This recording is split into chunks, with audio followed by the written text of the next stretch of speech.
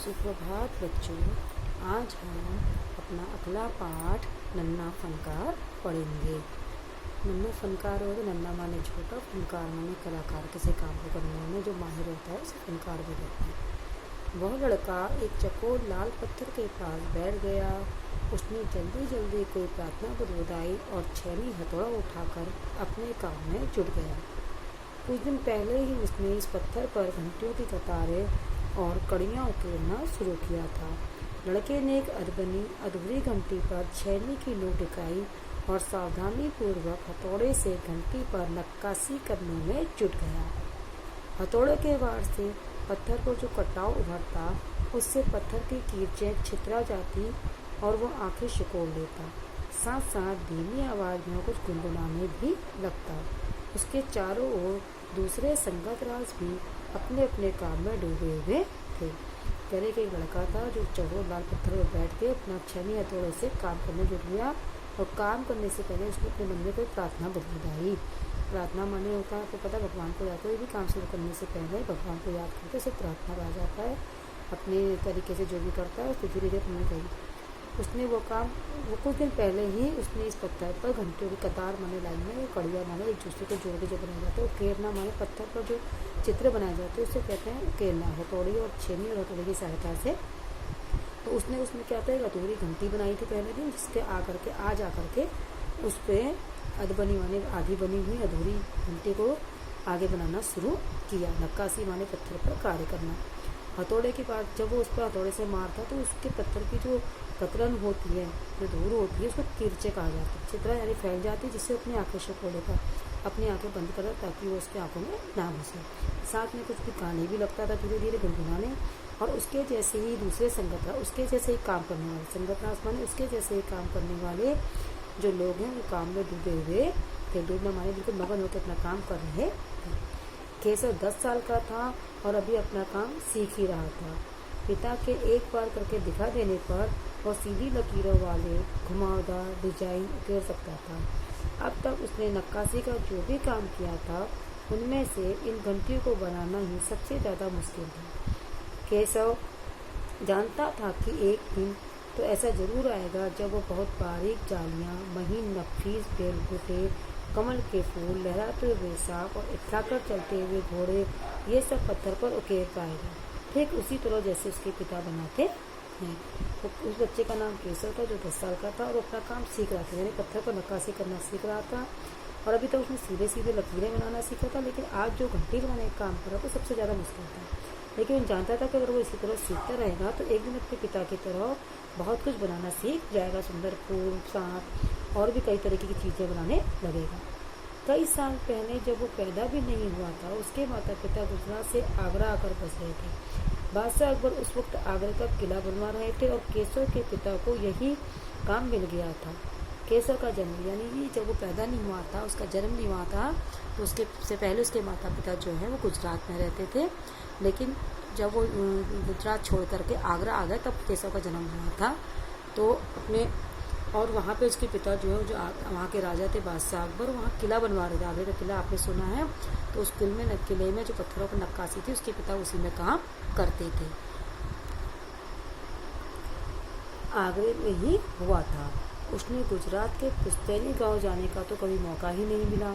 आगरे की गलियां और अब सीकरी, बस यही उसका घर था। यानी जब केशव पैदा हुआ था तब वो आगरे में आके बस चुके थे। तो उसने अपने पुश्तैनी माने होता जहाँ शुरू से उसके घर वाले रहते थे, माता पिता उसके दादा दादी, तो पुश्तैनी गाँव जो कि गुजरात में था, उसने उसको कभी देखा नहीं था।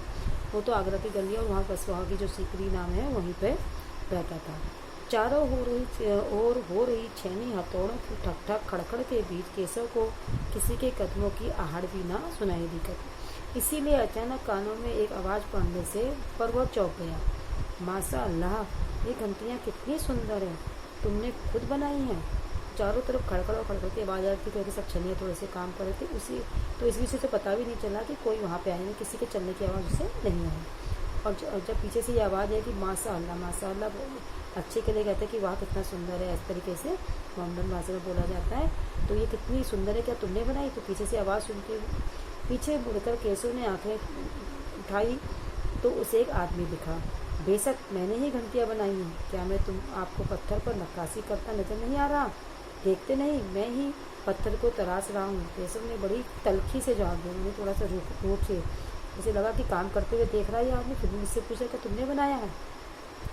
दिखता तो है, पर तुम इतने छोटे लगते हो। वो आदमी हंसते हुए बोला, मैं 10 साल का हूँ। आदमी ने कहा, दिखाई तो दे रहा कि तुम करो, लेकिन विश्वास नहीं हो रहा कि तुमने बनाया क्योंकि तुम बहुत छोटे। तो उसने जवाब दिया कि मैं 10 साल का हो गया हूँ। 10? अच्छा। वह आदमी 5 बड़े पत्थर पर बैठते हुए बोला, तब तो काफ़ी बड़े हो। मैंने तो 13 साल की उम्र में एक लड़ाई में हिस्सा लिया था। अब केशव उस आदमी को अच्छी तरह देख पा रहा था। उसकी उम्र रही होगी 30 से ऊपर, कद मंझोला था। वह सफ़ेद अंगरखा और पैजामा पहने हुए था। उसके लंबे बाल गहरे लाल रंग की पगड़ी में अच्छी तरह से ढके हुए थे। लगता है कोई बहुत बड़ा आदमी है। केशव ने उस आदमी के गले में पड़ी बड़े बड़े मोतियों की माला और उंगलियों की अंगूठियों को देखते हुए सोचा। तीखी नाक, बड़ी बड़ी आंखें, होठों को ढकते हुए नीचे की तरफ आती घनी मूछें। केशव उस आदमी के व्यक्तित्व का मुआयना कर ही रहा था कि तभी उस आदमी ने एक नक्काशी की तरफ इशारा करते हुए कहा, इस लड़ी में अभी काफ़ी काम बाकी है।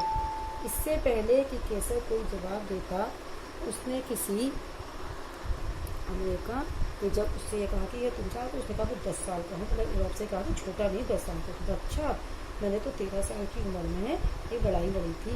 अब कैसे उसको ऊपर से नीचे अच्छी तरह देख रहा था कि वो है कौन।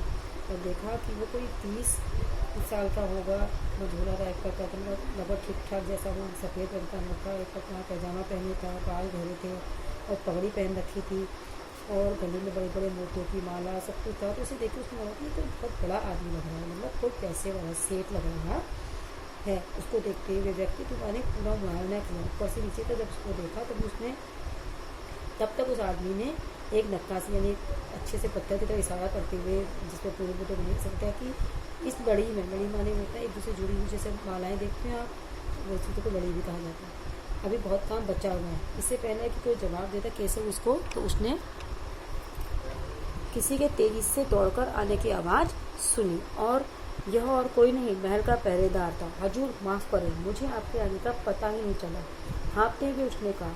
फिर वह मुड़कर भौचक्के से खड़े केशव को घूरते हुए बोला, बेवकूफ़ खड़ा हो, हजूरे आला के सामने बैठने की जुर्रत कैसे कि तूने झुककर सलाम करेंगे। अभी कुछ समझ ही पाता केशव कि तब तक एक बहुत बाहर से दौड़ता हुआ एक जना आया और उसने, वो एक पहरेदार जैसा लग रहा था महल का, आकर के हाथ जोड़ के कहना था उस आदमी से कि माफ़ कर देना, मुझे तो आपके आने का पता ही नहीं चल पड़ा।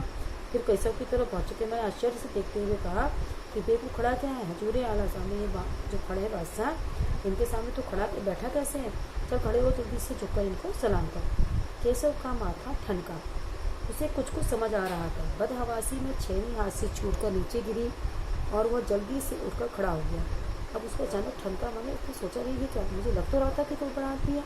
अब वो कुछ समझ लगा कि शायद ये कौन है। तो बदहवासी माने तो भूत जैसा आया उसको और वो जल्दी से हाथ से छेनी उसके नीचे गिर गई और जल्दी से खड़ा हो गया। अरे कहीं ये बादशाह अकबर तो नहीं? यह ख्याल आते ही उसने झुककर सलाम किया और खरगोश की सी कातर नजरों से अकबर को देखने लगा। ऐसा सोचते, ऐसे विचार आते, ख्याल में विचार आते ही एकदम से उसने उसको सलाम किया और कातर सी माने ऐसी नजर लगने से बोला जैसे कि सहमी हुई, डरी हुई नजरों से उसको अकबर को देखने लगा कि अकबर कहीं से डांटे। अकबर को पहरेदार की दखलंदाजी भली न लगी। अकबर को ये काम जो आदमी ने आकर उसको टोका, उसको ये काम करना अच्छा नहीं लगा। दखलंदाजी बनना कि 2 जनों के बीच में अगर तीसरा कोई बोले तो उसे दखलंदाजी करते, जो अकबर को अच्छा नहीं लगा। उन्होंने खींचकर पहरेदार को वहाँ से जाने का इशारा करते हुए कहा, ठीक है सिपाही, कुछ देर के लिए हमें अकेला छोड़ दो। पहरेदार तो चला गया, मगर केशव असमंजस में था कि उसे क्या करना चाहिए। वापस अपना नक्काशी का काम शुरू किया, बादशाह के हुक्म के इंतजार में खड़ा रहा। दिल तो उसका अभी भी धक धक कर रहा था, हाँ, पर वह अब डरा हुआ नहीं था क्योंकि अकबर प्यार से उसे देखते हुए मुस्कुरा रहे थे। खींचकर मैं गुस्सेदार से पहरेदार को भगा करने का इशारा करते हुए कहा, महाराज ने कि तुम जाओ यहाँ से, मैं कुछ देर यहाँ पर अकेला रहना चाहता हूँ। पहरेदार चला गया, लेकिन केशव असमंजस माने ना समझ पाना कि वो क्या करे, ना काम शुरू करे या नक्काशी का काम शुरू करे या बादशाह कहें तो उसका इंतजार। तो इसमें देखता रहा, लेकिन दिल तो उसका अभी भी धक धक कर रहा था कि एक बादशाह उसके सामने था। हाँ, पर उसका डर नहीं था क्योंकि जिस प्यार से बादशाह उसकी तरफ देख रहे थे तो उसके अंदर कोई डर नहीं बचा था। तो अब ये कहानी हमने बहुत बड़ा लेसन है बेटा, तो इसको हम आधा भाग एक पढ़ें, आधा आगे के वीडियो में आपको पढ़ाया जाएगा। इसमें जो अंडरलाइन आपको शब्द दिख रहे हैं इसको अपनी बुक में देखिए और इन कठिन शब्दों को अपनी नोटबुक में लिखिए। धन्यवाद।